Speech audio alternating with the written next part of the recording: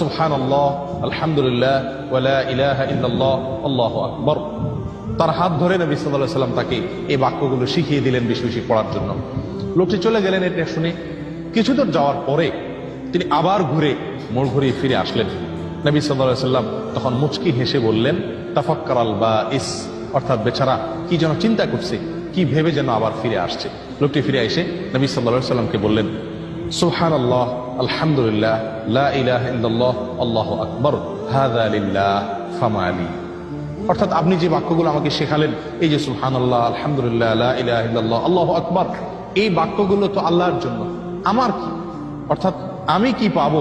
এগুলো তো আল্লাহর জন্য আমি প্রশংসা করলাম, আমি বিনিময় কি পাবো? নবী সাল্লাল্লাহু আলাইহি সাল্লাম তখন তাকে বললেন, হে বেদুইন, তুমি যখন বলবে সুবহানাল্লাহ, তখন আল্লাহ বলেন সাথে সাথে উত্তরে, সাদাকত, তুমি সত্য বলেছ। তুমি যখন বলবে